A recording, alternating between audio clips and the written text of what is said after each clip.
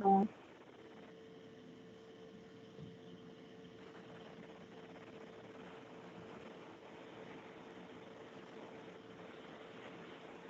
Boa tarde a todos, caros alunos do 9º e 10º período. Boa tarde, professora. Boa tarde. Doutora, isso é uma honra, tá? Estar lhe recebendo hoje, virtualmente, né?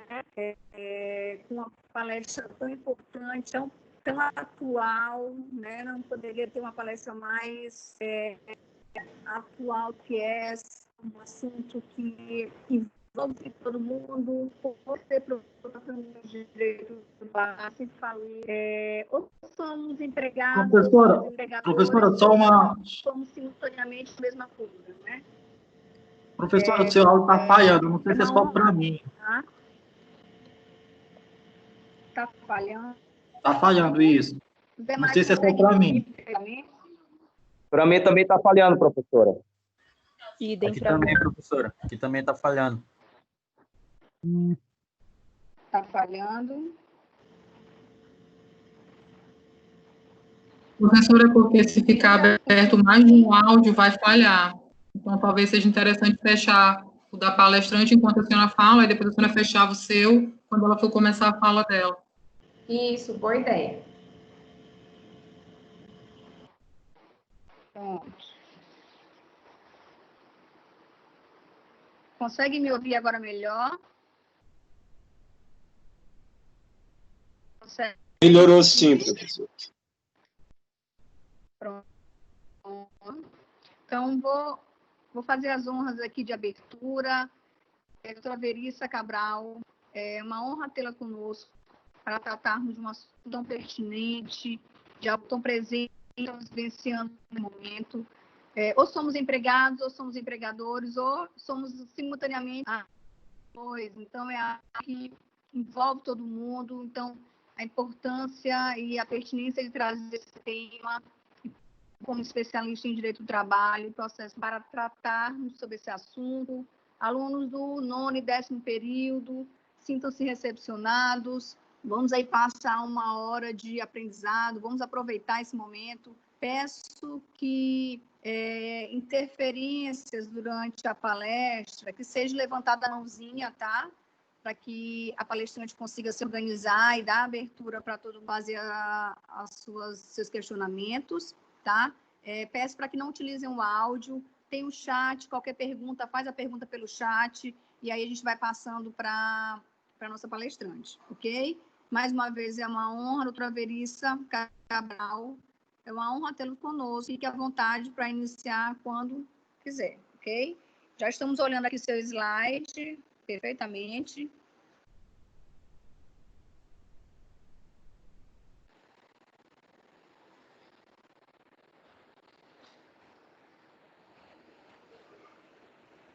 Áudio dela.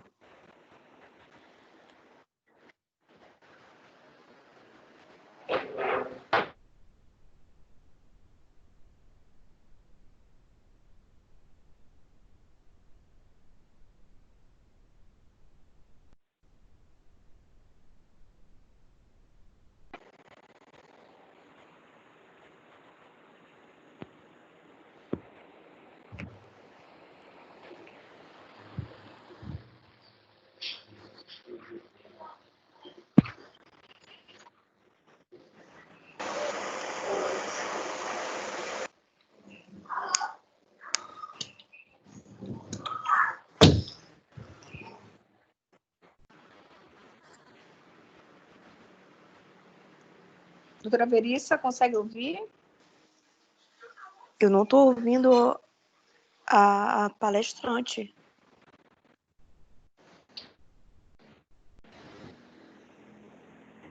Não estamos ouvindo da palestrante. Será que ela já iniciou? Será que ela já iniciou? Ela já iniciou, porém o microfone dela está desligado. O áudio não está saindo, o microfone desligado. Estão me ouvindo? Só um momento, deixa eu ver se eu consigo entrar em contato. O meu microfone... É acreditável. obrigar a gente a assistir uma palestra com essa repercussão aí. É horrível, viu? Sinceramente.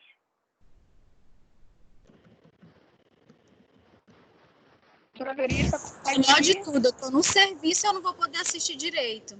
Vou ter que ficar levantando, vindo aqui, olhando. É triste, gente. Eu estudo à noite, uma palestra nesse horário e tudo assim. Horrível, horrível. Nós somos obrigados a passar por isso nessa instituição maldita. É horrível isso aí. É horrível.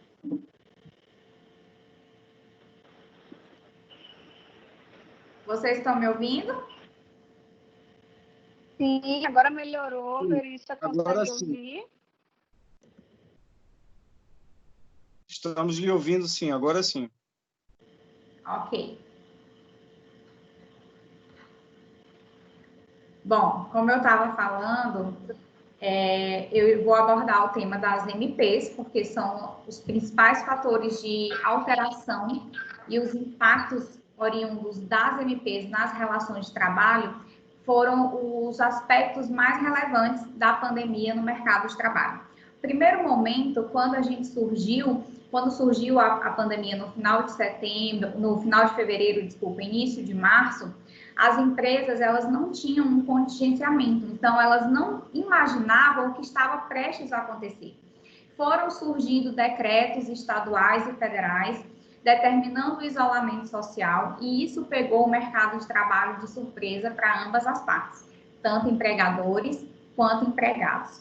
E essa oscilação, essa incerteza e essa insegurança jurídica demandou uma série de ações de forma precipitada de empresários e de empregados, e por conta disso vieram as primeiras medidas provisórias. Nós podemos listar a primeira medida provisória, aquela mais relevante, a inicial, a MP 927, que foi editada no início de março. E ela trouxe uma resposta àquelas ações que os empresários já estavam tomando, eles já estavam agindo dessa forma, e a MP 927 veio regular. Então, eu listei aí para vocês nos slides, para vocês acompanharem comigo, quais foram as principais respostas que o governo federal trouxe para a classe empresarial, porque nesse momento nós vamos ver que a MP 927, ela trouxe mais uma resposta para a área empresarial, ou seja, para os empregadores, que necessariamente para os empregados. Nesse primeiro ponto, o que as empresas fizeram? Quando saíram os primeiros decretos, se a gente observar entre o primeiro decreto e a edição da MP, foi aproximadamente uma letargia de cerca de 7 a 10 dias.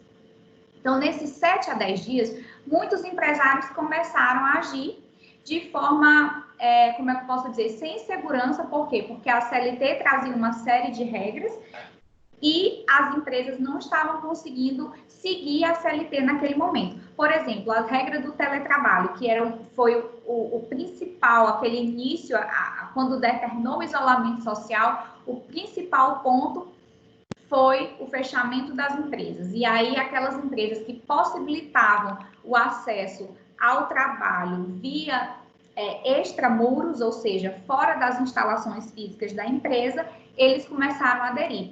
Todavia, a regra da CLT específica para o teletrabalho, ela é bem burocrática. Ela exige uma série de formalidades, por exemplo, a previsão no contrato de trabalho. Quem está aí com a CLT aberta ou puder observar, vai olhar lá as regrinhas do artigo da CLT que fala do teletrabalho, que exige a comunicação prévia, existe ajustes com relação ao custo dos equipamentos, quem vai arcar com o quê.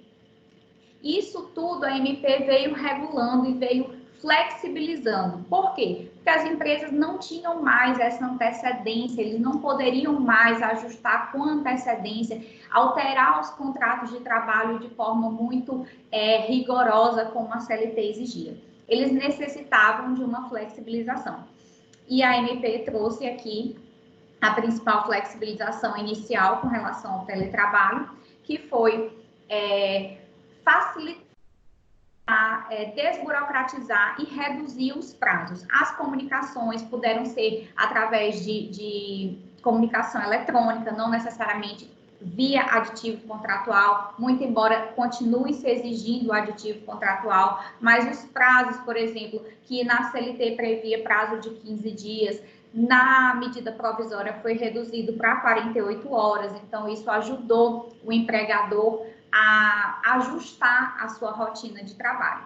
E outro ponto muito relevante foi a responsabilização sobre o uso dos aplicativos, o uso do trabalho, que surgiu a dúvida bem no início se necessitaria de um controle de jornada, se as empresas precisariam ajustar os controles de ponto, e a MP veio trazendo muito claramente que o uso dos aplicativos e programas de comunicação fora da jornada não constituiria tempo à disposição ou de sobreaviso, afastando as incidências das horas extras. Então, o que a gente viu é que a primeira tentativa do governo federal, com as medidas provisórias, a 927 e depois as demais que vieram, principalmente a 936, foi corrigir ou ajustar o que os empresários e os empregadores já estavam fazendo de forma não regulamentada. Então, trouxe uma regulamentação para o que nesses primeiros 7 dias e 10 dias os empresários começaram a fazer de forma não regular. E aí, além do teletrabalho, vieram também as outras modalidades, por exemplo, o trabalho em home office, que é uma espécie do gênero teletrabalho. Existe uma diferença entre o teletrabalho e o home office. Eu acredito que os professores de direito do trabalho de vocês já devem ter explicado, quem já passou por essa matéria.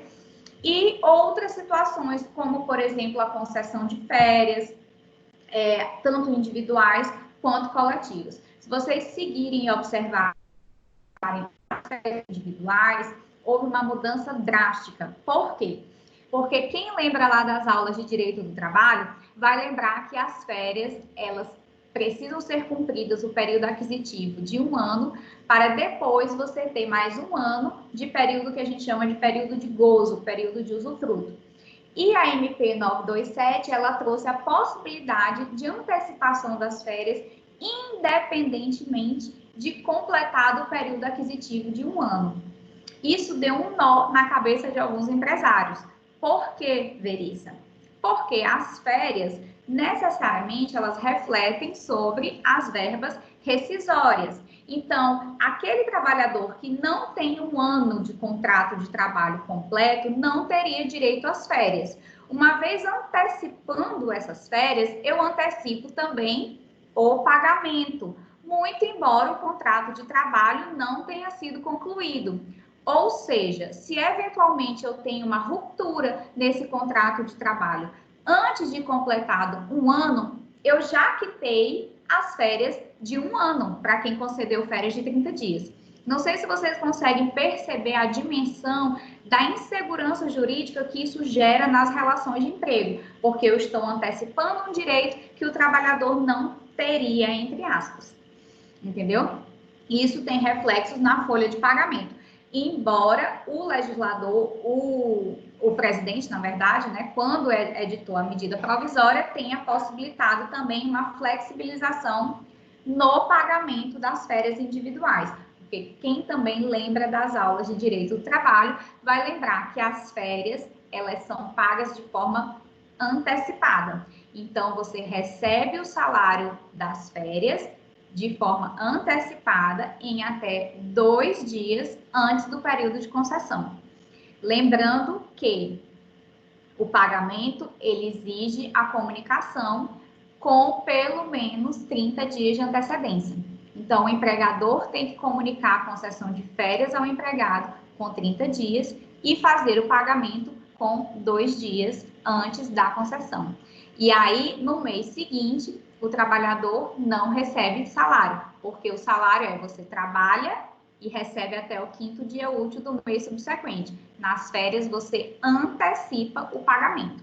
E a MP trouxe uma flexibilização também nesse pagamento. Então, além de dispensar o comunicado prévio, ela também flexibiliza o pagamento, colocando a possibilidade de pagar no 5º dia útil do mês subsequente. E também flexibiliza o pagamento do 1/3 de férias, que pode ser pago até a primeira parcela do 13º salário, ou seja, até dezembro desse ano. Então, você observa que os empresários, antes da MP, eles tiveram um custo, pagaram as férias da forma como está previsto na CLT, antecipando, usando o seu capital de giro para custear as férias integralmente, 1/3, e o valor das férias de forma antecipada. Com a MP, houve a flexibilização tanto no pagamento quanto na data. O pagamento foi postergado e o pagamento de 1/3 postergado para até dezembro. E os prazos? Muita gente me perguntou na época se as férias observariam os mesmos prazos estabelecidos lá na CLT, que tem aquele parcelamento, você pode parcelar em até 3 períodos, desde que o primeiro não seja menor que 10 dias. Desculpa, menor que 5 dias. E a medida provisória observou a mesma coisa. Então, a antecipação de férias pode ser comunicada com até 48 horas de antecedência por qualquer meio, permitindo, inclusive, o uso de e-mails e mensagens eletrônicas, o que também não é permitido na CLT. A CLT também exige a comunicação por escrito. E ainda que sem o período aquisitivo completo, como eu já falei. Então, é muito importante observar isso. Por quê? Porque vai haver reflexos em eventuais rescisões que forem concedidas antes do período aquisitivo de 1 ano. Então, não pode conceder férias com período inferior a 5 dias. Para negociar períodos futuros, é necessária documentação por escrito. Então, ela também possibilitou que eu antecipasse férias de anos seguintes. Então, eu já negociei 2020, mas quero negociar as férias de 2021. A MP também permitiu isso, embora na prática a maioria dos empresários não tenham aderido a essa possibilidade, pelo menos não que eu tenha conhecimento. Nos conhecimentos gerais, nas notícias que nós estamos acompanhando, a maioria dos empresários optaram apenas por antecipar o período aquisitivo de 2019 a 2020. 2020 a 2021, face a toda essa insegurança no mercado de trabalho, os empresários não se sentiram confortáveis para antecipar um segundo período de férias. Outro ponto também foi a possibilidade de suspensão das férias dos profissionais da saúde.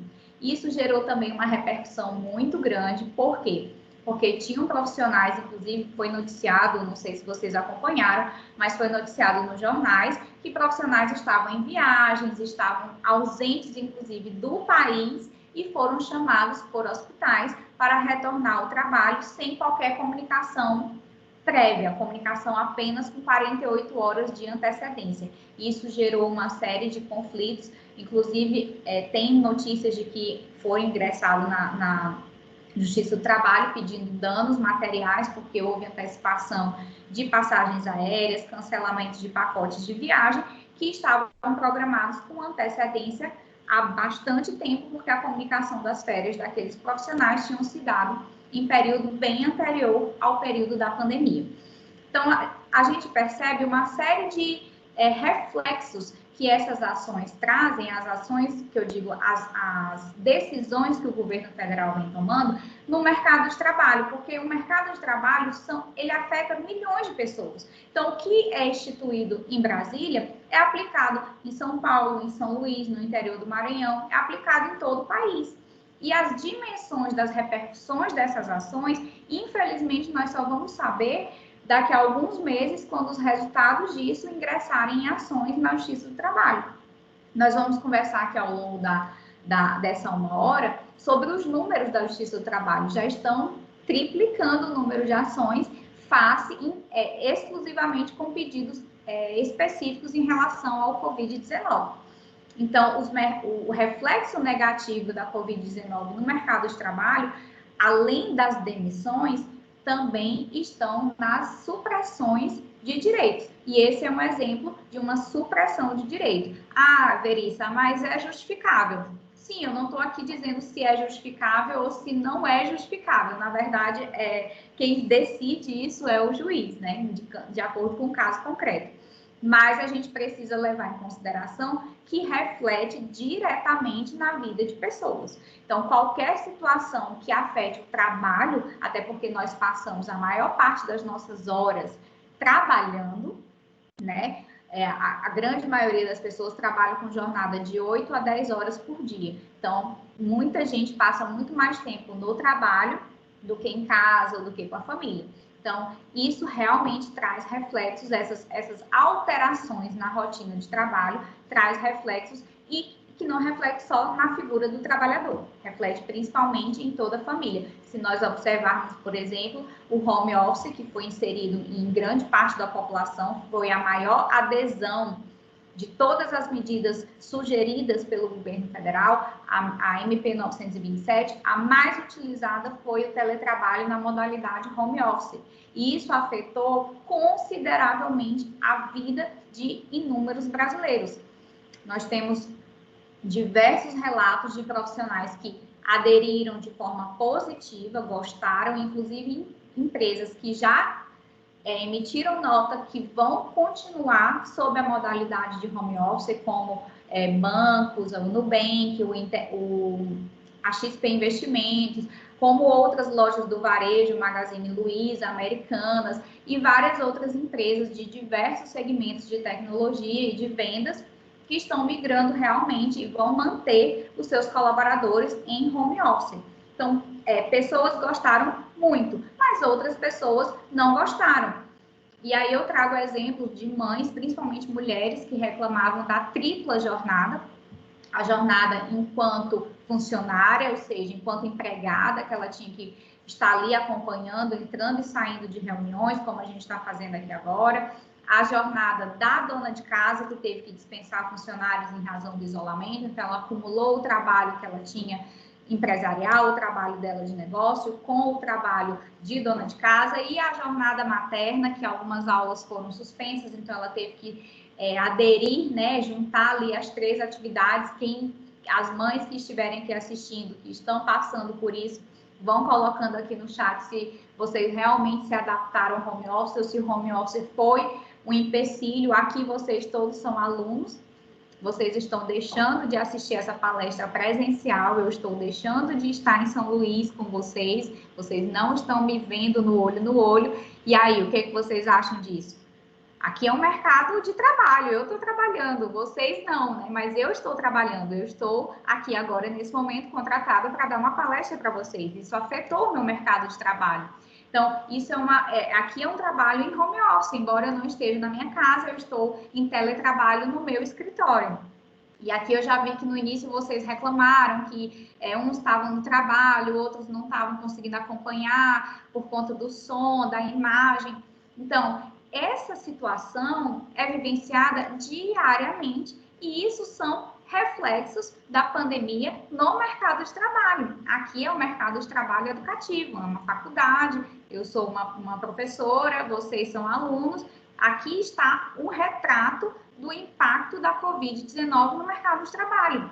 Em outras circunstâncias, eu estaria em São Luís, no auditório da faculdade, conversando com vocês em sala de aula.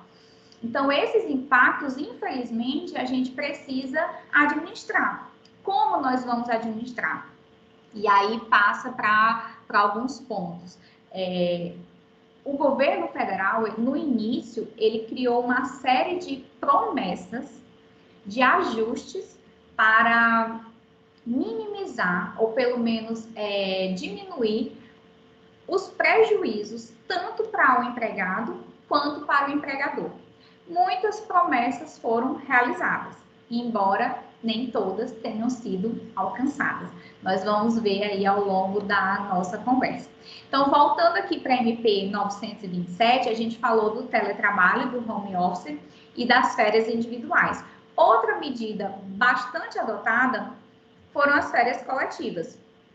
E as férias coletivas, na CLT, ela tem um regramento e uma burocracia. Quem gosta de direito coletivo, não sei se vocês já estudaram direito coletivo, depois coloquem aqui no chat, quem já estudou, quem não estudou, quem está acompanhando.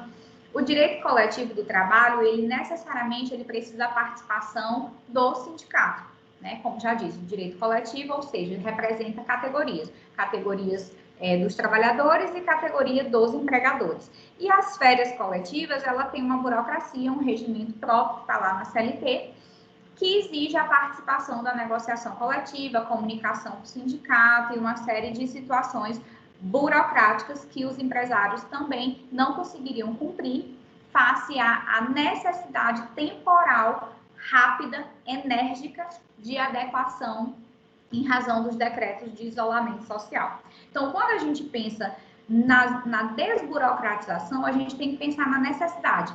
Imagine uma empresa com 500 funcionários que à noite ela dormiu, entre aspas, tudo tranquilo, e de manhã acorda com um decreto estadual determinando o fechamento das atividades por prazo indeterminado, que normalmente foi assim, que foram editados os primeiros decretos, 15 dias, 20 dias, e o empresário não sabia o que fazer. Por quê? Porque no 5º dia útil do mês subsequente, ele teria a folha de pagamento dele para pagar, junto com todos os impostos incidentes sobre a folha, que não são poucos. Lembro aqui a vocês rapidamente, FGTS, INSS, PIS, COFINS, ISS, uma série de outros impostos que os empregados pagam, e os que refletem especificamente sobre a folha, o imposto do 5S e mais uma série de outros. Então, o empresário, ele levou um susto. E aí, ele pensou, o que eu vou fazer? Vou dar férias para todo mundo.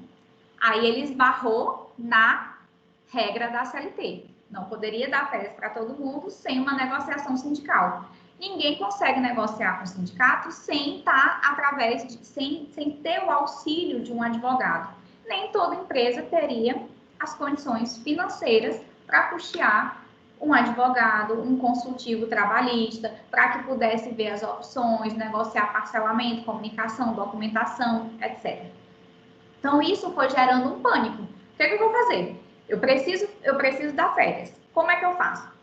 Então, a MP 927 trouxe também algumas alterações que refletem diretamente no artigo 139 da CLT, autorizando o prazo de 48 horas para comunicar aos empregados. Então, o mesmo prazo para as férias individuais, também foram os prazos para férias coletivas, sem a necessidade de comunicar o Ministério da Economia e sem a necessidade de comunicar o sindicato da categoria trabalhadora. E isso trouxe um alívio. Mais uma vez, as empresas puderam ter aquele, entre aspas, sossego de agir de forma regular. Porque, como eu disse, muitas estavam fazendo sem passar pelos requisitos da CLT e sem ter o amparo da medida provisória. Então, muitas empresas tiveram aquela urgência de criar os regulamentos ali rapidinho e fazer o documento certinho das comunicações com a antecedência exigida na MP. E aí veio o aproveitamento e antecipação de feriados. Esse ponto é um ponto, assim, bem, como é que eu vou dizer, assim, bem polêmico. Na verdade, eu não sei se vocês vão se recordar, há dias atrás, saiu inclusive notícias na televisão, que o governo de São Paulo tinha editado um decreto autorizando o trabalho dos seus colaboradores, né, dos colaboradores do Estado de São Paulo, de forma a compensar, vamos usar assim essa palavra, a compensar os períodos de isolamento social, aqueles dias do feriado no Estado de São Paulo seriam compensados. Mas veja, vários empresários já tinham aproveitado a medida provisória 927 e já tinha antecipado esses feriados, porque lá no artigo 13 eu coloquei aí, se vocês estiverem acompanhando. Durante o estado de calamidade, os empregadores poderão antecipar o gozo dos feriados não religiosos federais. E na hipótese do estado de São Paulo, era um feriado estadual, então não era religioso. Muitos empresários anteciparam e usufruíram desse direito lá atrás. E aí veio um decreto estadual dizendo que aquele dia não seria feriado, sendo que eles já tinham usado o dia, entre aspas, de crédito. E aí? Então, o que a gente vê é essa falta de diálogo, a falta de comunicação entre os governos, e isso também reflete no mercado de trabalho. Então, mais um reflexo da Covid-19 nas MPs é essa confusão de decretos, o decreto estadual contra uma MP federal, fora várias outras discussões que saíram no STF sobre a ação direta de inconstitucionalidade, que a gente também vai falar aqui mais na frente. Então, o que a gente orientou? No caso, a gente orientou para que fosse pago hora extra. Ou se eventualmente você tivesse crédito de horas no banco de horas, utilizasse esse crédito. E aí sim compensaria o feriado. Porque quem antecipou já usufruiu das 8 horas diárias. Então não posso ter duas compensações por um feriado só. Então, se eu já tenho compensação, eu pago. Se eu ainda tenho horas por eventuais outras folgas, eu uso o crédito das horas. Vocês estão me compreendendo? Deixa eu abrir aqui o chat para saber se vocês estão me compreendendo. Sim, sim. Ótimo. Então, aqui no Maranhão, nós tivemos um decreto do lockdown, né? E aqui no Maranhão também, embora fosse só em São Luís e nas cidades da região, né, da ilha. Aqui na minha cidade, por exemplo, em Balsas, nós não tivemos lockdown. Então, nós não tivemos esse problema dos feriados. Aqui a gente não antecipou nenhum feriado, não tinha feriados para antecipar, os empresários não anteciparam, os feriados nacionais não foram antecipados e os estaduais, então aqui correu tudo bem tranquilo. Agora, em São Luís, quem antecipou também vai ter que fazer esse ajustezinho, como eu sugeri aí para as empresas da capital de São Paulo, que aderiram à antecipação de feriados. Outra dúvida bem grande foi com relação ao banco de horas.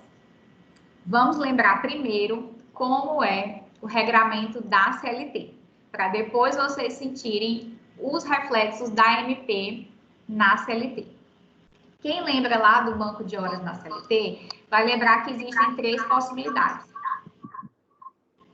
A primeira possibilidade é a negociação tácita, individual, que não necessariamente...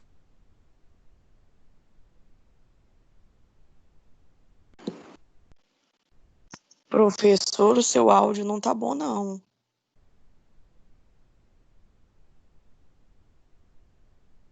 Sem querer ter fechado o seu áudio aí, professora.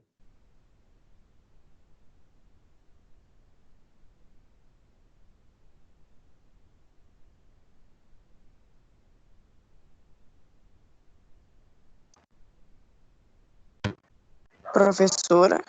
Nada. Acho que a internet dela que caiu. Sumiu imagem e som, professora. Eu acho que foi.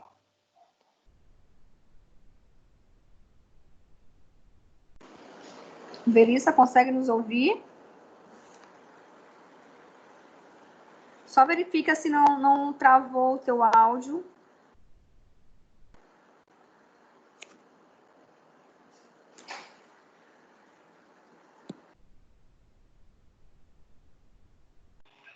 Provavelmente é a internet dela, porque também tem vários alunos tentando entrar e a internet não está contribuindo. Eu mesma já caiu 3 vezes minha internet.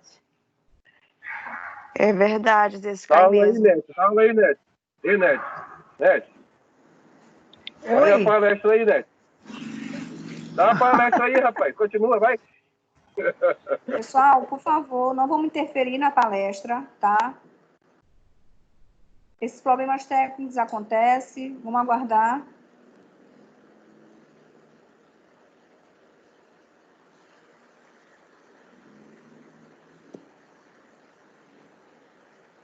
É só uma dúvida, essa palestra a gente vai poder assistir depois também, porque o áudio estava um pouco ruim, né? E aí eu queria assistir de novo numa outra hora. Verissa, consegue nos ouvir perfeitamente? Verifica só se o teu microfone não está fechado. Está aberto? Só um momento.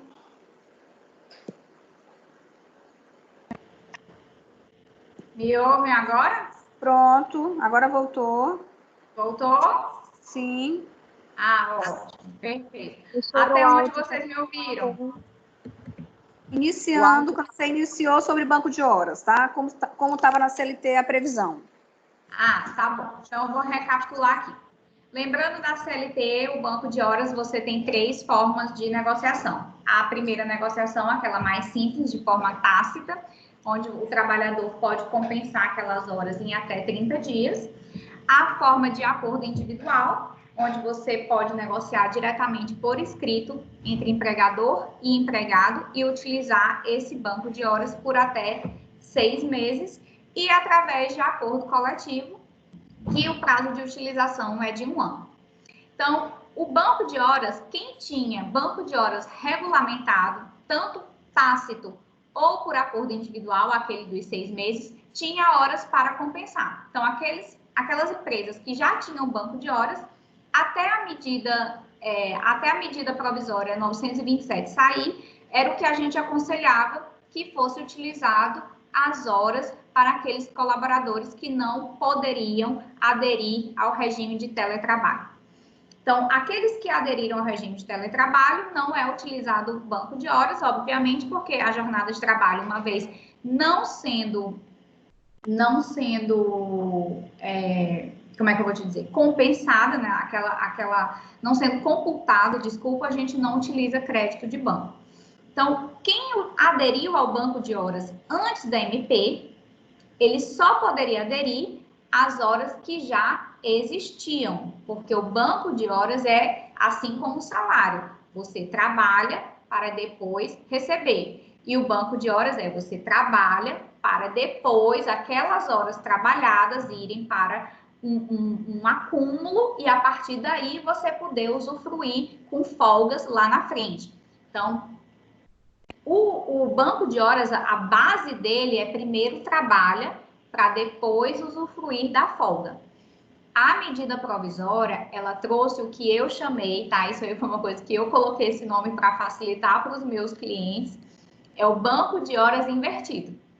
Então, você primeiro folga para depois trabalhar. E aí, a grande diferença nesse depois trabalhar. A medida provisória 927 trouxe uma flexibilização bem grande do prazo para usufruto das horas. Lembra que o acordo individual previsto lá na CLT, o prazo de usufruto era de 6 meses. A medida provisória trouxe o prazo até 180 dias. Então, 18 meses. Sendo que o marco inicial para o usufruto desses 18 meses é o final do período de calamidade pública. Lembrando que a primeira lei federal que foi editada colocou o prazo final do estado de calamidade pública até o final desse ano. Então, se o empresário tem 18 meses após o fim da calamidade e nada for alterado, ele tem 18 meses a partir de janeiro de 2021. Então, observem que é um prazo bem elástico para o usufruto desse período que ficou acumulado. Nós aqui temos a realidade maranhense de acúmulo de horas por bastante tempo. Por exemplo, os shoppings ficaram fechados até recentemente, né? Reabriram ontem ou anteontem, se eu não me engano. Cinemas, bares, restaurantes, uma série de atividades que ainda estão fechadas, como hotéis, atividades turísticas.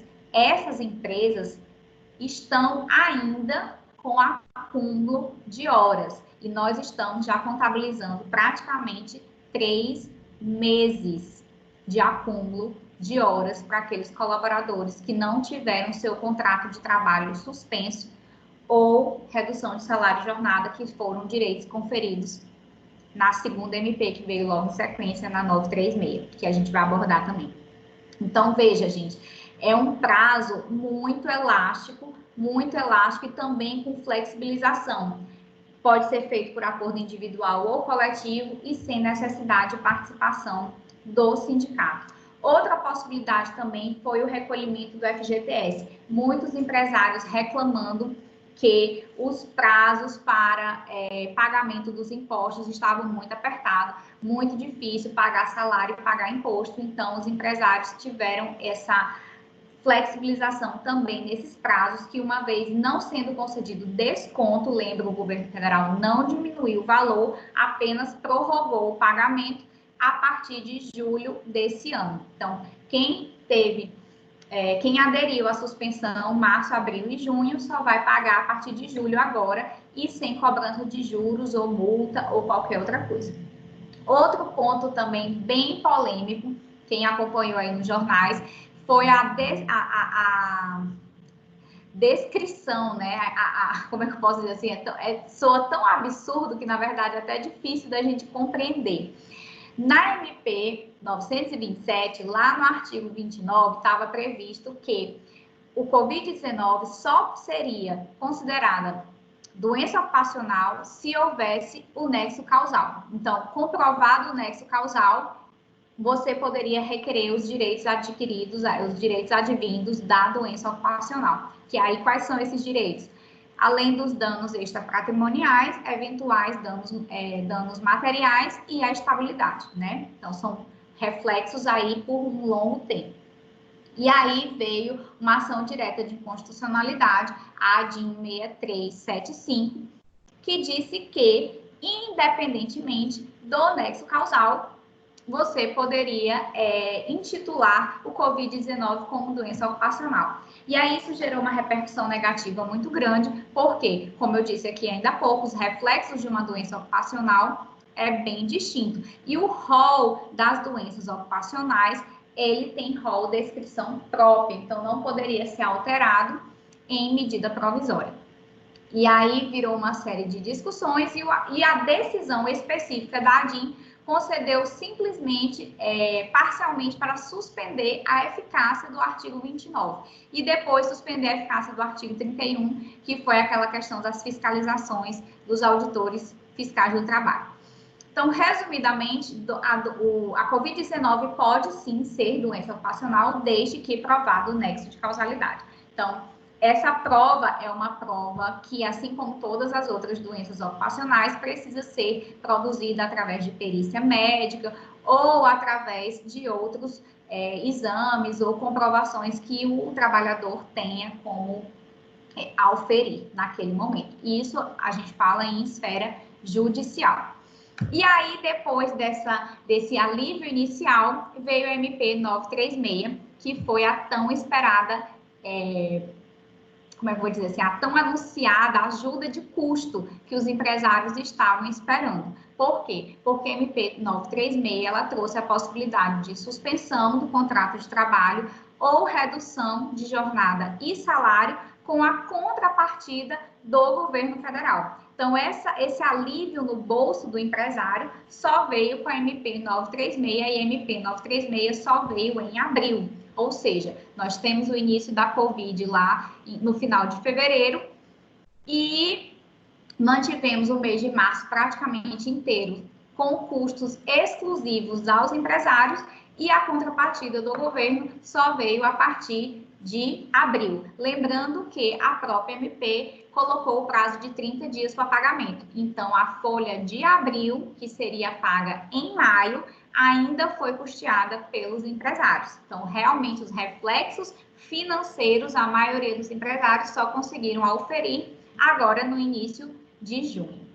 Tá bom? E aí, o que veio? Ali a MP trouxe no artigo 5º a criação do benefício emergencial de preservação do emprego e renda, que muita gente batizou de BEPER, e trouxe logo dois reflexos, dois impactos diretos na CLT, que é a possibilidade de redução de salário e jornada, que muitos doutrinadores, inclusive eu, defendo que é sim constitucional, porque preserva o salário hora do trabalhador, embora houvessem várias discussões aí na doutrina jurídica, colocando que fere o artigo 5º da Constituição e fere também o artigo 611, que você não pode reduzir salários, que salário é um direito, como é que se diz? Fugiu a palavra agora. Irrenunciável, desculpa, salário é irrenunciável.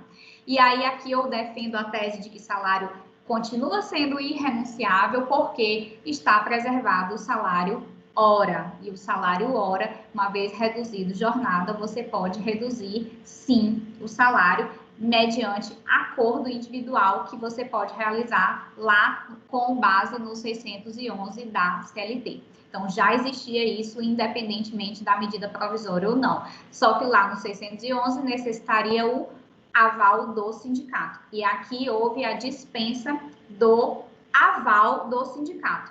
Aqui, a MP exige apenas a comunicação do sindicato. E aí, o benefício, eu trouxe aqui bem rapidamente quais são os principais pontos, né? Ele é custeado com o recurso da União, como eu falei, não impede, não tem reflexos sobre o seguro-desemprego, que foi uma dúvida que grande parte da população se fez. Ah, eu vou perder o meu direito ao seguro-desemprego? Não, não vai perder. Quem são os beneficiários? Qualquer trabalhador de carteira assinada, ou seja, aqueles trabalhadores que tinham carteira assinada anteriores à data da emissão da MP, ou seja, anteriores a 1º de abril, todos poderiam aderir ao benefício emergencial, salvo algumas exceções. E quais são as exceções? Só colocar aqui. As exceções. Não poderia ter cumulação com um emprego público, tá? Que eu não botei aqui no slide. Botei. Cargo público, de livre nomeação, exercendo mandato eletivo, ou seja, eventuais políticos, e quem estivesse recebendo algum benefício previdenciário de prestação continuada, seguro-desemprego e bolsa de qualificação profissional. Essas são as isenções ao benefício. Isso aconteceu muito porque tinham pessoas que tinham 2 empregos, um emprego público e um emprego particular. Por exemplo, uma enfermeira que trabalhava no SUS e na iniciativa privada ela trabalhava como cuidadora. Então, ali ela não poderia ter o contrato dela suspenso porque ela tinha um vínculo com a União no cargo público. A mesma coisa aconteceu com professores que têm concurso público com empresas federais e tinham concurso público não, desculpa, exerciam um cargo de comissão em empresas federais e cargos privados, quer dizer, e cargos comuns na iniciativa privada. E aí a base de valores. Bom, a suspensão do contrato de trabalho, ela traz uma regra e a redução de salário e jornada traz outra regra. Tá tudo muito claro lá na medida provisória. O valor, ele como eu falei, a base dele é a base do salário hora para as reduções de salário e jornada e a contrapartida do governo incide sobre o valor que aquele colaborador receberia se ele fosse receber o seguro-desemprego. Então, aquela tabelinha do seguro-desemprego, de tanto a tanto, é essa que leva em consideração a percepção do salário do empregado. Então, quem reduziu a redução do salário... Oi? Eu não sei se pode interromper para tirar uma dúvida. Pode falar. Tá. No caso do empregado que está nesse período de suspensão e está recebendo pelo governo, né, pelo auxílio emergencial do trabalhador, né, logo em seguida o empregador demite. Nesse caso, ele fica recebendo o seguro-desemprego e aí ele não é suspenso. Não é isso? Eu vou falar sobre isso, porque quem tem o contrato suspenso tem uma regrinha específica da MP. Eu vou falar já. Vou falar posteriormente. Tá bom, tá bem. Obrigada. Então, assim, nesse primeiro momento, vamos pensar naqueles colaboradores que estão com o contrato ok, foi suspenso e mantiveram os seus empregos. Aí, lá na frente, daqui a 1 ano, 2, eles vão ser demitidos, tá? É nessa hipótese que não tem reflexo no seguro-desemprego. Então, ele vai receber o seguro-desemprego no mesmo valor.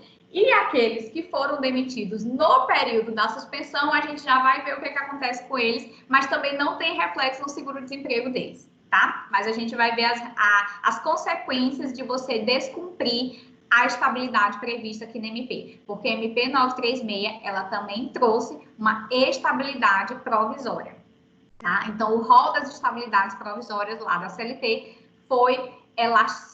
ficou mais elástico com mais o ingresso dessas duas possibilidades, suspensão e redução. No primeiro momento, a jornada de trabalho pode ser reduzida em 25%, 50% e 70%. E a diferença paga pelo governo. Então, se eu reduzo 25% do contrato de trabalho do meu funcionário, eu pago 75% e o meu empresário e o governo paga 25%. Só que esses 25% que o governo vai pagar não é do valor do salário do empregado, é do valor que este empregado receberia se fosse receber o seguro-desemprego. Compreenderam? É exatamente esses ajustes que são feitos. 25%, 50% e 70%, mediante acordo individual. E aí, o que muita gente me perguntou? Verissa, não quero negociar. Sou obrigada? Não. Acordo é vontade entre as partes. Se você é empregado de uma empresa e não quer negociar a redução da sua jornada, você não é obrigado a negociar. Agora, você tem que ter muita ciência de que você pode vir a ser demitido por isso. E aí, seria uma demissão sem justa causa. Por quê? Porque está dentro do poder diretivo do empregador demitir quem ele quiser, a hora que ele quiser.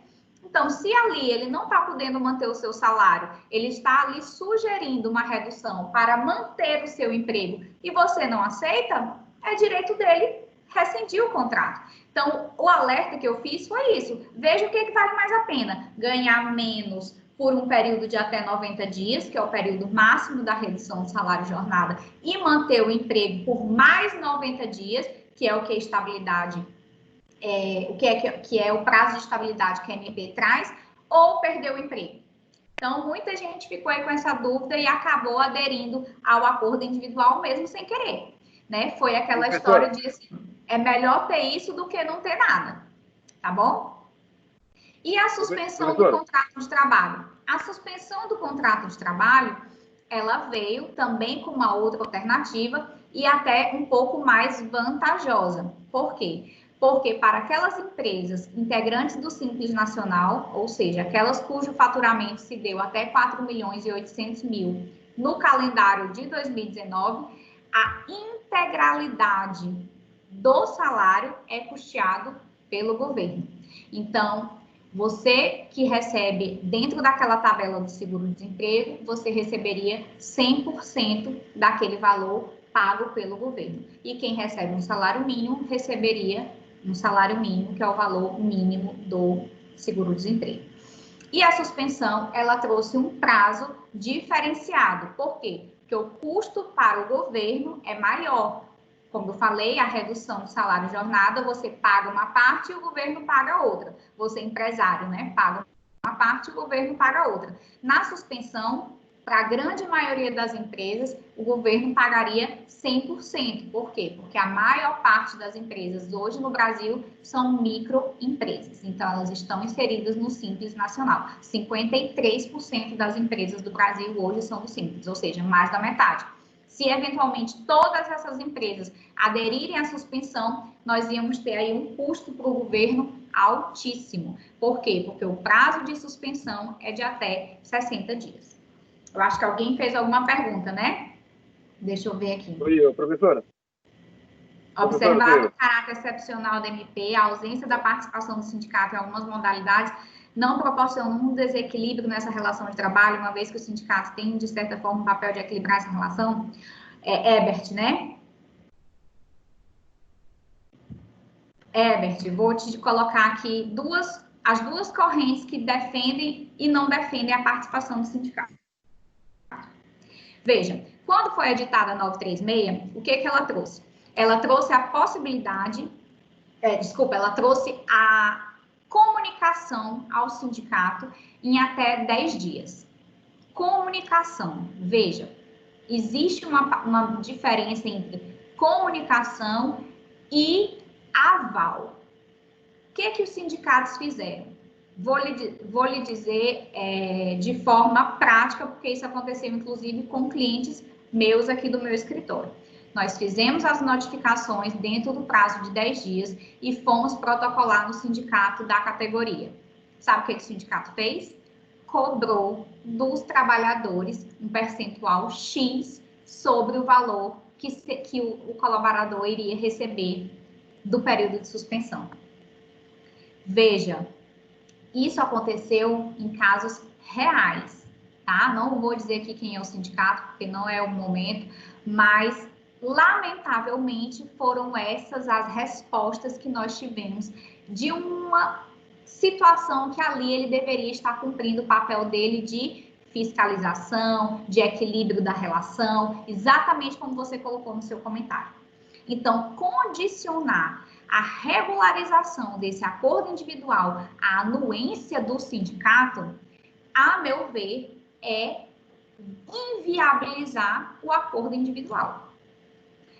O meu ver, nesse momento, aí a minha opinião prática e jurídica, tá, gente? O meu ver é que vale como ficou editado na ação direta de constitucionalidade, que foi o voto do ministro Lewandowski.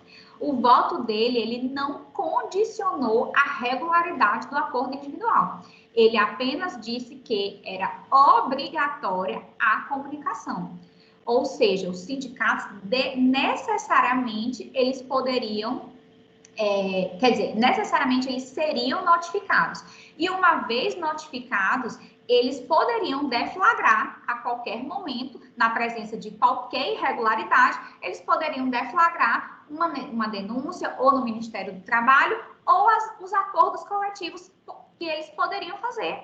Nada impede que o sindicato negocie com a categoria patronal. O sindicato de empregados negocie com a categoria patronal. Isso nunca foi vetado, independente da MP. Então, a meu ver, o que se trouxe aqui foi um alívio até para os próprios empregados, porque eles queriam realmente ter o contrato suspenso. Eles estavam ali naquele momento lutando para manter os empregos deles. E aí, o sindicato exigia uma contrapartida financeira e não era uma contrapartida financeira baixa, não. Era porcentagem em cima daquele valor. Então, uma pessoa que tinha um contrato de salário suspenso por 2 meses, né, que é o prazo máximo de 60 dias, ele ia ter que pagar já com toda essa dificuldade, pagar uma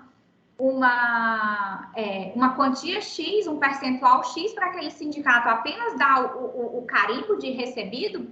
A meu ver, isso não seria justo, né? Então, realmente eu vejo que isso aí, para mim, foi regular, né? O voto do ministro Lewandowski veio para dar uma acalmada. Eu sei que tem umas perguntas, assim, gostaria de saber como fica convencionado com relação às MPs. Prevalece o convencionado nas convenções trabalhistas ou a MP se sobressai? Depende, tá? Depende do convencionado. Tem algumas situações que a própria MP diz, desde a primeira, lá na MP 927, ela diz que as regras ali estabelecidas, elas se sobrepõem às normas legais e às convenções coletivas, tá? Então, depende muito do que está sendo estabelecido. Por exemplo, banco de horas, se está previsto na MP, o que vale é o que está na MP, né? Aqueles acordos individuais para compensação de horas, de feriado, todas as matérias que foram abordadas na MP, enquanto a MP estiver em vigor, é ela que está vigorando, tá bom? E aí eu falei já um pouquinho sobre a estabilidade provisória e aqui nos slides eu trouxe os períodos, né? A estabilidade, ela inicia a partir da data do acordo individual celebrado, pelo prazo de duração do acordo e igual prazo ao final do acordo. Então, se eu tenho um acordo individual para redução de 30 dias, eu tenho 60 dias de estabilidade. 90, 120. E assim vai. 60, 120. E assim vai. E aí, quem me perguntou aqui mais para alguma que me perguntou aqui por áudio, o que acontece se o empregado for dispensado durante o período da estabilidade? E aqui nos slides eu trouxe a multa para quem aderiu ao programa, né, para quem aderiu ao BEPER e não cumpriu o período de estabilidade da medida provisória, que foi a dispensa sem justa causa. E aí tem os percentuais, que eu não vou ler porque perde tempo, mas é 50%, 75% e 100% de multa sobre as remunerações e os salários pagos aos empregados. Então, na suspensão de contrato de trabalho, que foi o mais aderido, a multa é de 100%. Então, se eu suspendi por 60 dias, eu tenho estabilidade de mais 60. E se eu demitir antes do período de 60 dias, eu vou ter que pagar 2 meses de salário. E aqui a gente vem as regras para os acordos individuais e coletivos, e aí você pode, como eu falei, deflagrar negociações coletivas, isso não foi impedimento, nunca houve esse impedimento, tá? Embora alguns sindicatos tenham questionado isso, a gente esclareceu, inclusive em negociações posteriores e antes mesmo da ADIM, a gente já tinha negociado isso, que a comunicação, ela sempre foi obrigatória, e uma vez comunicado e identificado qualquer fraude, o sindicato poderia deflagrar qualquer ação, inclusive notificações no Ministério Público do Trabalho para autuações. E aí vem as regras que a própria MP trouxe, então aqueles colaboradores com salário igual ou inferior a 3.135 poderia utilizar somente o acordo individual, e para quem recebia acima de 3.135, até 10 vezes o teto básico do regime geral da Previdência, só através de convenção ou acordo coletivo. A grande maioria dos brasileiros recebem até 3.135. Então, o que nós tivemos é como é que eu posso dizer assim, um volume enorme de acordos individuais celebrados. E aí a MP trouxe também o tempo máximo de duração, que é de 90 dias, que finalizou recente agora no dia, se eu não me engano, 31 de maio. Foi dia 31, o último dia da vigência da MP 936. Mas no dia 29 ou no dia 30, não me recordo, foi editada uma outra medida prorrogando o prazo de vigência da medida provisória 936. Todavia, com alterações. E essas alterações foram votadas na Câmara e estão indo hoje, dia 16, inclusive quando eu sair aqui, eu já vou entrar aqui na internet e ver se foi votado no Senado, porque provavelmente até o final da semana nós vamos ter alterações na medida provisória 936. E aqui eu trouxe as considerações mais importantes que foram inseridas no texto no Congresso Nacional. E a grande pergunta, que era a especulação de todos os empresários, os prazos dos benefícios vão ser prorrogados porque ainda existem decretos de isolamento social em vigor no país. Então, muitas empresas ainda estão fechadas, como eu falei, empresas turísticas, do ramo de hotéis, restaurantes, bares, academias de ginástica e etc. O Congresso Nacional determinou que pode haver prorrogamento desde que seja através de ato do Poder Executivo.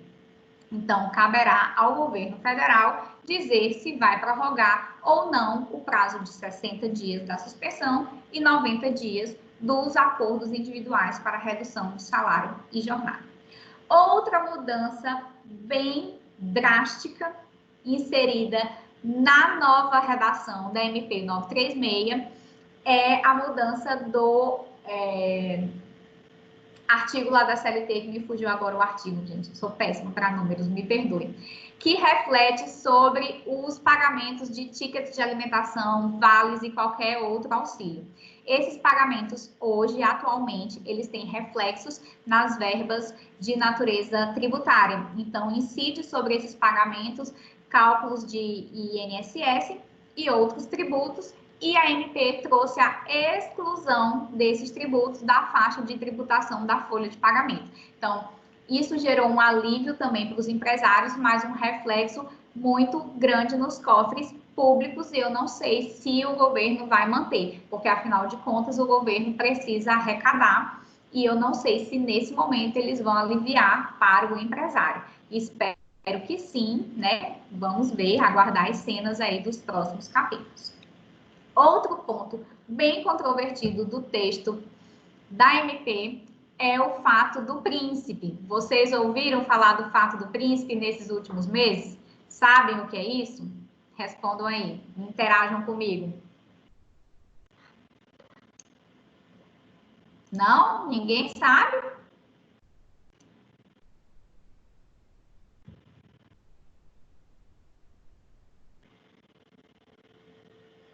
Não? Então, vou explicar.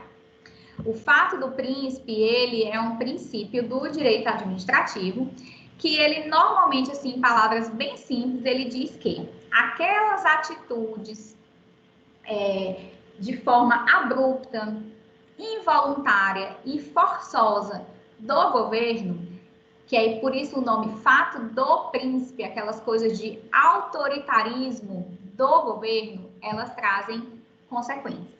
E aí, lá no 486 da CLT, diz que, no caso de paralisação temporária ou definitiva do trabalho motivada por ato de autoridade municipal, estadual ou federal, pela promulgação de lei ou resolução que impossibilite a continuidade de atividade, prevalecerá o pagamento da indenização que ficará a cargo do governo responsável. Veja, aqui ele faz duas condicionantes. Ato de autoridade municipal, estadual ou federal, motivado por autoridade, motivado por injustificativa, ou seja, aquele abuso do poder público, tá? E aí, muitas empresas, inclusive, nós tivemos também, assim, uma enxurrada de ações em razão disso. Tiveram várias, quem me segue aí no Instagram, não sei se vocês me seguem, depois eu vou compartilhar. Eu compartilhei aqui várias notícias de empresas, que eu posso até dizer porque foram notícias públicas. A Fogo de Chão, aquela churrascaria, demitiu todos os seus funcionários, alegando o fato do príncipe e que eles deveriam cobrar o valor das rescisões do estado de São Paulo e dos demais estados que decretaram isolamento social. Então, isso gerou uma repercussão, aí tem correntes que defendem o fato do príncipe, correntes que não defendem, quer dizer, que dizem que o fato do príncipe não se enquadra. Eu sou da corrente, inclusive publiquei um artigo sobre isso, da corrente que não acho que seja a Covid-19, os decretos que foram advindos da Covid-19, eu não vejo como o fato do príncipe. Por quê? Porque existe, sim, justificativa plausível. A meu ver, não são atos autoritários, são atos justificáveis, por diversas razões, inclusive as recomendações da Organização Mundial de Saúde e de Ministérios da Saúde, secretarias estaduais e uma série de outras ações que defendem o isolamento social como medida protetiva da saúde. E a Constituição Federal tem lá o dever do Estado, que é a proteção da saúde do trabalhador. É primeiro dever do Estado e depois dever dos empresários. Então, a meu ver, o fato do príncipe estar afastado por essa razão. Isso aí é um entendimento meu e de diversos doutrinadores trabalhistas, mas também tem uma outra corrente bem vasta que defende a aplicação do fato do príncipe ao caso específico das rescisões oriundas da Covid-19. E a Câmara, para diminuir essa, entre aspas, responsabilidade do Estado, porque, vejam, se isso for inserido no judiciário e nós tivermos decisões favoráveis ao fato do príncipe, essas rescisões serão pagas e custeadas pelo ato, quer dizer, pela autoridade que decretou o ato. E aí pode ser município, estado ou ente federativo nacional. Aqui na minha cidade, por exemplo, e aí no estado do Maranhão, aí em São Luís, nós tivemos o lockdown, por exemplo, que fechou São Luís, Raposa, Passo do Lumiar, né? São José de Ribamar. E aí esse lockdown é um ato que foi decretado através de uma decisão judicial. E quem responde por isso? É o governo estadual e o decreto municipal. Teve decreto municipal? Aqui na minha cidade teve, que determinou o isolamento. Então, assim, cada trabalhador ia ter que buscar quem foi a autoridade, e isso ia gerar um caos nacional. E a Câmara colocou um texto que proíbe, veja bem, proíbe cobrar do município, estado e União as verbas rescisórias de demissões que aconteceram em razão da quarentena. E aí ele afasta qualquer possibilidade de levantamento do fato do príncipe nas demissões oriundas da Covid. E aí, já chegando ao nosso final da nossa palestra, eu já até ultrapassei aqui o tempo, né, de 1 hora que tinham me dado, me perdoem por isso, mas eu quero só trazer para vocês aqui, que eu trouxe aqui só 2 MPs, vieram várias outras, mas eu trouxe as que trazem reflexos diretos na relação de trabalho, e mesmo com as 2 MPs que vieram com o nome, né, a MP 936, né, benefício de proteção e manutenção de emprego e renda. Mesmo com essas medidas provisórias, nós tivemos um acréscimo enorme, uma linha de crescimento enorme nos pedidos de seguro-desemprego. E aqui eu trouxe para vocês, ó, em janeiro nós estávamos com 568 mil pedidos e agora em maio nós estávamos com 960 mil e alguns quebradinhos pedidos de seguro-desemprego. Então, vejam, mesmo com todas essas medidas, nós não tivemos as respostas esperadas pelo mercado. Nós continuamos tendo demissões, nós continuamos com insegurança jurídica e tanto empregados quanto empresários não sabem por quanto tempo essa incerteza, essa insegurança ainda vai pairar sobre o mercado de trabalho. E aqui ao final eu deixo o meu muito obrigada, os meus telefones de contato, e-mail e as redes sociais para que vocês possam estar lá acompanhando e que a gente continue conversando. E agora vamos responder as perguntas. Deixa eu ver aqui, professora Taina pode me ajudar nas perguntas? Oi. Teve algumas que eu não respondi, né? Sim. Doutora, olha só, anotei todas as perguntas que foram feitas, tá? Primeira pergunta. Como fica para regular a concessão de férias depois de um ano dessas férias concedidas?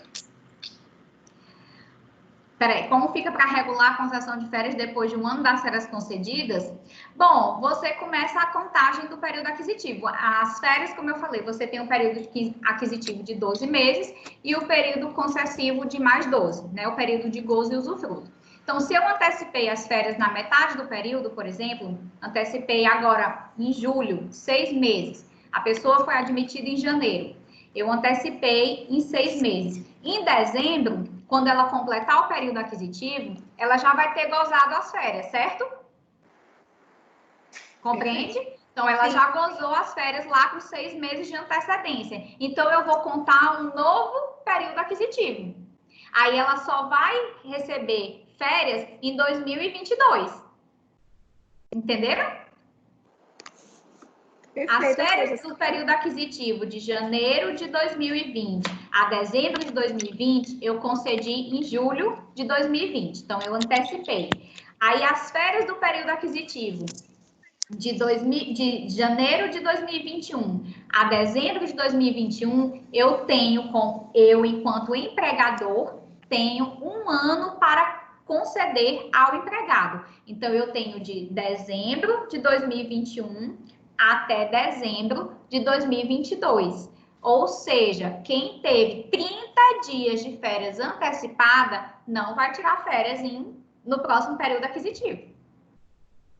Tá? Eu queria fazer uma pergunta, então, nesse caso aí. Oi, não, essa pessoa... O som cortou. Uma pergunta, nesse caso aí, a pessoa praticamente 2 anos sem férias. No 20 de janeiro de 2020 até dezembro de 2020 foi concedido antecipado, provavelmente ela teria tirado no próximo ano consecutivo, 2021, a dezembro de 2021, ou no final ou no meio. Mas só está me dizendo que ser só no 2022, é isso? Não, veja, é o período aquisitivo. O período aquisitivo e o período concessivo. O período concessivo, ele é de 1 ano. Eu posso dar desde o primeiro mês até o último. Por quê? Porque quem escolhe o período concessivo é o empregador, certo? Vocês estão compreendendo o raciocínio? Ó, quem escolhe o período concessivo é o empregador. Então, se eu completei 1 ano de emprego, eu tenho até o ano seguinte para o meu empregador me dar as férias. E aqui eu estou trabalhando no período de 30 dias, completo, fechado, sem o parcelamento de férias, tá? Então, ele pode me dar os 30 dias no meu último dia do período concessivo. Palestra. Direito ao trabalho. Oi, tá me ouvindo? A gente está interagindo também, não? Perfeito. Perfeito, tá? por isso. Então, eu posso correr o risco, sim, de ficar 1 ano inteiro sem tirar férias. Aí eu vou tirar férias lá no dia 31, que é meu último dia do período concessivo, entendeu?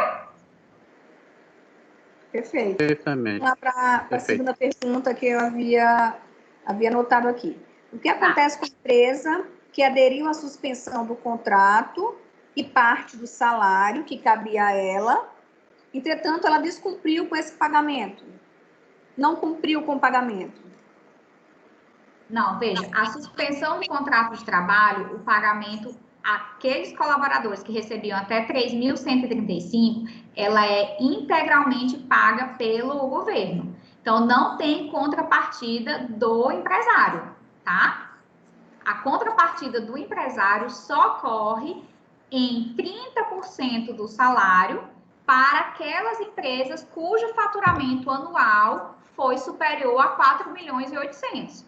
Então, as empresas no Simples Nacional é participação 100% do governo. E lembrando, gente, o governo não paga o salário do trabalhador. O governo paga o que aquele trabalhador receberia se ele estivesse recebendo o seguro-desemprego, tá? Então, essa diferença salarial, o empregado perde.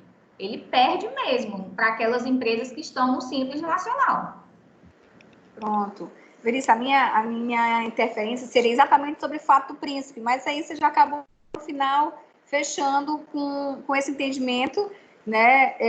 Muita gente perguntando em consultoria, posso demitir alegando rescisão por força maior, né? E aí entra aí a situação do fato do príncipe, que já foi muito bem superada por você. E aí a última pergunta que ficou aqui, quais seriam as consequências em caso de ocorrência, ou quais seriam as consequências em caso de reconhecimento da pandemia como fato do príncipe? Se isso fosse reconhecido, se o entendimento majoritário fosse esse, como seriam essas consequências? Olha, eu já coloquei aqui para vocês a minha opinião pessoal e eu vou justificar a minha opinião pessoal. A professora Taina já me conhece, né, virtualmente, eu sou uma estudiosa de trabalho, e antes de eu tomar o meu posicionamento, eu estudei as decisões do TST. E observei que há uma única decisão do TST reconhecendo o fato do príncipe em uma rescisão. E essa ocorrência foi há 70 anos atrás, ou seja, uma das primeiras decisões do TST lá na origem da CLT. E era realmente uma situação específica, um caso concreto. Conversando com diversos magistrados, juízes, assistindo palestras, reuniões e um arcabouço jurídico muito grande, hoje a doutrina majoritária judicial, ou seja, aqueles estudiosos que são integrantes ou da magistratura ou dos ministérios do trabalho, ambos têm um entendimento muito formado de que o fato do príncipe pelo direito administrativo, porque veja, gente, como eu citei aqui no início, a origem do fato do príncipe não é na CLT. A origem do fato do príncipe é no direito administrativo. E as ações autoritárias dentro do direito administrativo, elas têm umas consequências. A CLT trouxe apenas uma previsão legal que está lá naquele artigo que eu coloquei para vocês, até de forma bem descrita para que vocês compreendessem. Por quê? Porque aquilo ali, claro que se eventualmente essa corrente majoritária mudar de opinião, porque isso pode acontecer, né? O direito, ele é assim, ele vai se transformando, afinal, essa é a grande beleza do direito, ele vai se adequando à sociedade, as leis vão se modernizando, vão se alterando, os entendimentos vão sendo amadurecidos. Hoje o meu entendimento é assim, amanhã eu posso mudar de ideia, posso vislumbrar outros horizontes. Se eventualmente a doutrina majoritária for alterada e aquele trabalhador tiver ingressado com a ação, pedindo os seus direitos, e o juiz reconhecer o fato do príncipe, necessariamente vai haver, dentro do processo do trabalho, uma notificação ao ente público. Então, digamos que a ação tenha sido movida contra a empresa X, a empresa X coloca na defesa, alega que a rescisão foi em razão do fato do príncipe, que a responsabilidade sobre aquelas verbas indenizatórias seria do ente público municipal. Necessariamente a Justiça do Trabalho precisa notificar o ente público municipal para que ele participe da demanda. E aí vai ser uma reformulação no polo passivo da ação, onde vai haver o ingresso de um litisconsórcio obrigatório no polo passivo, e ele vai apresentar a defesa dele, vai justificar os pontos controvertidos daquilo ali, se houve ou não ato autoritário, e aí vai seguir a sua defesa justificando os seus atos, e vai caber ao juiz da ação individual, ou, dependendo se já estiver no tribunal, para reformar ou manter o fato do príncipe como justificativa para essa rescisão, tá bom? Perfeito, Verissa. Alguma pergunta, pessoal? Já estamos aqui com quase 2 horas de palestra, né? Direito do trabalho é isso, né? Uma hora e meia, rende, né? A conversa rende. Alguém? Pode fazer. Eu queria perguntar a respeito de empresas que elas pagam 30% ao funcionário e o governo paga 70%. Mas essas empresas não estão passando o ticket ao funcionário. O que pode ser feito para mudar isso? Eu não entendi o início da pergunta. Olha, é o seguinte, as empresas estão pagando 30% ao funcionário, ele trabalhando dias salteados, e o governo pagando 70%. É correto. Porque essas empresas não estão repassando o ticket ao funcionário. O que poderia ser feito? O ticket de alimentação?